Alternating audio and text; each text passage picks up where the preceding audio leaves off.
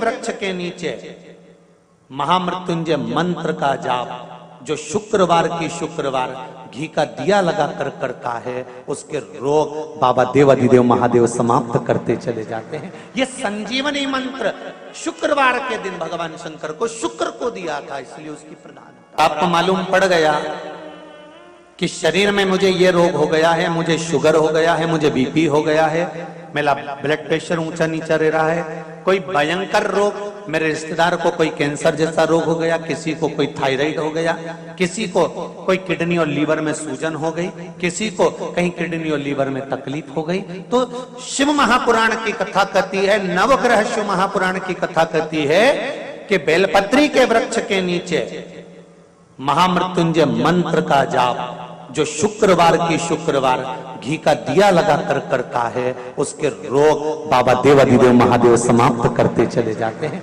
ये संजीवनी मंत्र शुक्रवार के दिन भगवान शंकर को शुक्र को दिया था, इसलिए उस मंत्र में जल और दूध ले लीजिए शुक्रवार का दिन। तो कहोगे गुरुजी ये कथा कहां से निकाल के लाए हो? तो विष्णु पुराण में से आप उसको स्मरण कर सकते हो। काय में से? विष्णु पुराण में से। एक पात्र में देसी गाय का दूध, जल उसमें रखकर, और आपके अगर लड्डू गोपाल हो, यदि आपके घर में ठाकुर जी हो, लड्डू गोपाल हो, विष्णु जी का कोई स्वरूप हो, श्री हरि का कोई स्वरूप हो, तो उस पर शुक्रवार के दिन आप संध्या के समय पर दुर्वा डालकर उस दुर्वा से अगर लक्ष्मी जी के नामों का 108 बार उच्चारण कर कर घी का दिया लगाकर कैसर के चावल साथ में रखकर केवल उस जल का और दूध का मात्र छींटा देते हो, तो उसके घर में कभी लक्ष्मी की कमी नहीं आ सकती, संपदा बढ़ती चली जाती है। 108 बार लक्ष्मी के नाम का मात्र उच्चारण कर लेने पर, भगवान विष्णु के चरणारविंद पर, भगवान विष्णु के चरणों पर केवल उस दुर्वा का, जल का, दूध का सिंचन कर देने से भी लक्ष्मी की वृद्धि होती है। शिव उनके मंदिर में आने वाले को तुरंत दे देता, जल चढ़ाने वाले को 3 चीजें तुरंत मिल जाती। आप नहीं भी मांगे, आप यदि नहीं भी मांगेंगे तो भी वो 3 चीजें मिल जाती। पहले नंबर पर है शांति, दूसरे नंबर पर है दिशा, और तीसरे नंबर पर है सफलता। शांति और बहुत जरूरी है, मन की शांति। आप जब मन से भगवान देवाधिदेव महादेव के मंत्र का उच्चारण करते हैं, आप जब मन से भगवान शंकर के नाम का उच्चारण करते हैं, तब हृदय की शांति अपने आप आती है। इसलिए एक बार दिल से सब लोग पुकारेंगे, श्री शिवाय नमस्तुभ्यं, श्री शिवाय नमस्तुभ्यं।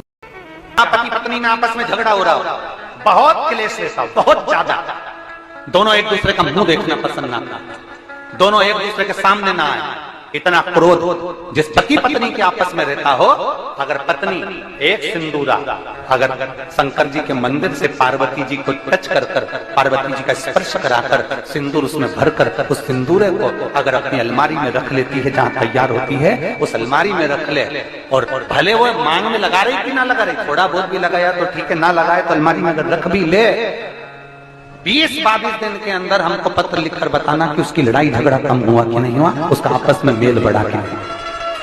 तो एक प्रैक्टिकल करके देखना कि सियोर वाला महाराज कहीं झूठ तो बोल के नहीं चले। अगर छोटा सा शंकर जी का शिवलिंग है, छोटा सा शंकर भगवान का शिवलिंग है, या आपके घर में कुबरेश्वर धाम का कंकर है, और आपके घर में यदि शंकर भगवान का शिवलिंग है, या सीहोर का रुद्राक्ष हो, या शंकर भगवान का शिवलिंग हो, या कंकर शंकर हो, तो निवेदन है जहां पर भी शिवलिंग आपके घर में विराजमान है, अगर छोटी सी कटोरी में एक बेलपत्र को आप नीचे रखिए, छोटी सी कटोरी उस बेलपत्र के ऊपर रखकर उसमें थोड़ा सा मधु, शहद, शंकर भगवान की साक्षी में शिव जी के सामने अगर शुक्रवार की शुक्रवार रखना प्रारंभ कर दो, धीरे धीरे संपदा की वृद्धि अपने आप होना।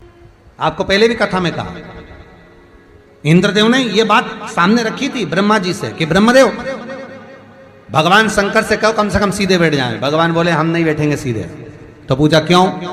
कि हमारा कोई बाप नहीं, हमारा कोई भाई नहीं, बारात कैसे देखेंगे? आगे से नंदी देखेगा, पीछे से हम देखेंगे। इसलिए नंदी पर उल्टे बैठे थे, शादी करने जा रहे थे, बिल्कुल उल्टे। सबसे अच्छी दिशा कौन सी होती है? 4 दिशा हैं, पूर्व, पश्चिम, उत्तर, दक्षिण। सबसे अच्छी दिशा कौन सी है? पूरब और पश्चिम को लोग मानते हैं, पूजन करने बैठते हैं तो कहाँ बैठते हैं? पूरब और पश्चिम में, ठीक है। पर शंकर उल्टे हैं, शिव उल्टे बैठे, इसलिए शिव आराधना कहां होती है? शंकर जी का जो जलाधारी है वो कहां है? उत्तर की ओर, उत्तर की ओर जलाधारी। शिव के भगत शंकर का पूजन करने बैठते हैं तो कहां बैठते हैं? दक्षिण की ओर। दक्षिण में भगत बैठता है, उत्तर की ओर जलाधारी रहती है। महाराज देखिए कितनी विचित्र लीला है। पंडित जी आपको पूजन करने बिठाएंगे तो कहेंगे पूरा पश्चिम में बैठो, पंडित जी अगर बिठाएंगे तो कहेंगे पूरा पश्चिम में बैठो। पर शंकर का अनुमोदन करने वाला, शिव का स्मरण करने वाला, शंकर की पूजन करने वाला, शंकर को जल चढ़ाने वाला, अगर वो पूरब में बैठकर चढ़ा रहा है, पश्चिम में बैठकर चढ़ा रहा है, उत्तर में बैठकर चढ़ा रहा है, उसका फल मात्र 25% है। और शंकर को अगर दक्षिण में बैठकर उत्तर की ओर मुख कर जल चढ़ा रहा है तो उसका पुण्य 1000% है महाराज। उसका पुण्य आनंद में प्राप्त हो जाता है, उसको कम नहीं हो सकता, वो बढ़ता, उसमें कमता नहीं रहती। एक प्रैक्टिकल करके देखना, छोटा सा प्रैक्टिकल, छोटा सा है। मान लो किसी व्यक्ति को बहुत तेज बुखार आ रहा है, ठीक है, बहुत तेज बुखार है, कोई बच्चा है, कोई बड़ा है, और उसको बहुत तेज बुखार आ रहा है, बहुत तेज। अब आज के जमाने में बुखार कोरोना के चक्कर में भी है, वो भी ध्यान रखना हो। पर मान लो किसी व्यक्ति को बुखार बहुत तेज आ रहा है और बच्चा तप भी बहुत रहा है, 1 लोटा पानी महाराज लेकर जाइए, उल्टे हाथ में उस कलश को रखिएगा, सीधे हाथ से उस कलश के ऊपर हाथ रखकर लेकर ऐसे कैसे ही मंदिर में चले जाओ शंकर जी के। दक्षिण की ओर खड़े हो, उत्तर की ओर मुख करो, एक पात्र भी लेकर जाओ, उस पात्र को जहां से पानी गिरता है वहां रख दीजिए और उस पानी को शंकर जी को चढ़ा दीजिए। उस पानी को लेकर जाओ, एक बाल्टी में डाल दो, दूसरा पानी उसमें भर लो, जिस व्यक्ति को बुखार आ रहा है उसको स्नान करा दो। 15 से 20 मिनट के बाद में, 20 मिनट भी जान दो, अगर आपको लगता है कि शरीर ठंडा हो गया, और आधे घंटे बाद उसको फिर आप टेम्परेचर नापेंगे, बुखार धीरे धीरे समाप्ति की ओर आ जाएगा, बुखार टिकेगा नहीं उसके शरीर। एक बार लोहे से कहा, सोना लोहे से बोलता है, लोहा तू भी धातु मैं भी धातु, मैं सोना तू लोहा, तू भी धातु मैं भी धातु, मुझे भी अग्नि में तपाया जाता है, तुझे भी अग्नि में तपाया जाता है। सोना कहता है मुझे भी तपाकर कुछ बनाया जाता है, तुझे भी तपाकर कुछ बनाया जाता है। सोना लोहे से कहता है कि मुझे भी अग्नि में तपाया गया, तुझे भी अग्नि में तपाया गया, मैं भी धातु तू भी धातु, तुझे भी तपाया मुझे भी तपाया, तुझे भी कूटा मुझे भी कूटा। सोने ने लोहे से पूछा, पर एक बात बता रहे लोहा, मैं सोना जब कुटता हूं तो मैं आवाज नहीं करता, तू लोहा जब कुटता है तो आवाज क्यों करता? मैं कुटता हूं तो आवाज नहीं करता। सोना कह रहा है मेरी आवाज नहीं निकलती। सुनार की दुकान के सामने से निकलना, सोने को कूटा जाता है तो उसमें आवाज नहीं आती। लोहार की दुकान के सामने से निकलना, लोहे को कूटा जाता है तो उसमें से आवाज आती है।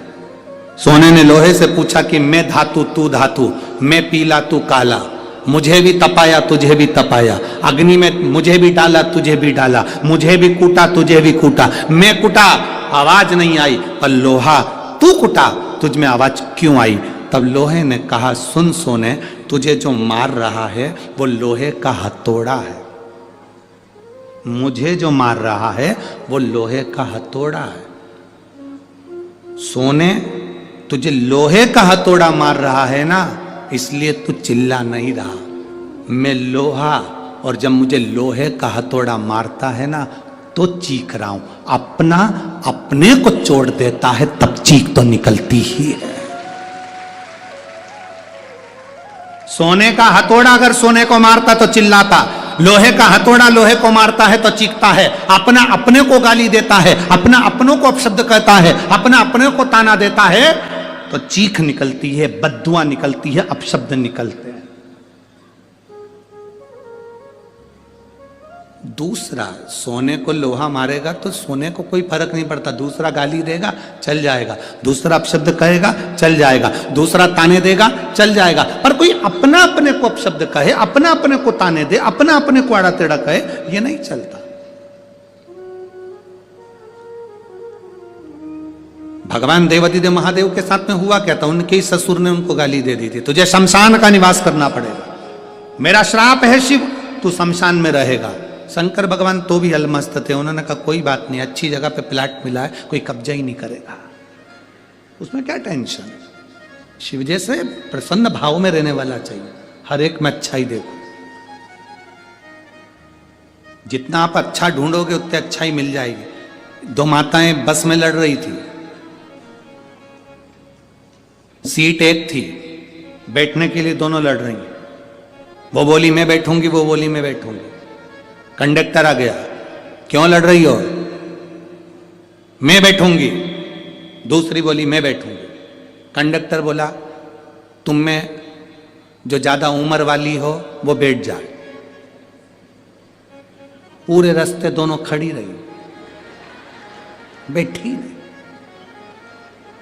क्योंकि जो बैठेगी वो ज्यादा उम्र की, बैठी नहीं, दोनों खड़ी। पूरा रास्ता उन्होंने खड़ा खड़ा निकाल दिया, पर बैठी नहीं। कंडक्टर दोबारा आया, बैठो,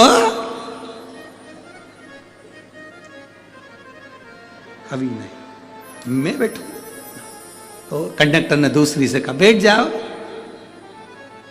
दिख रहा है तुझे, मेरी उम्र नजर आ रही है। कंडक्टर ने फिर दूसरी से कहा तू बैठ जा, आंखों का इलाज करवा ले तेरे। नहीं बैठूंगी मैं, कोई इतनी उम्र क्यों। कुर्सी पूरी खाली बस की, दोनों नहीं बैठी, इतने में एक दूसरा आ गया, चले गए। ये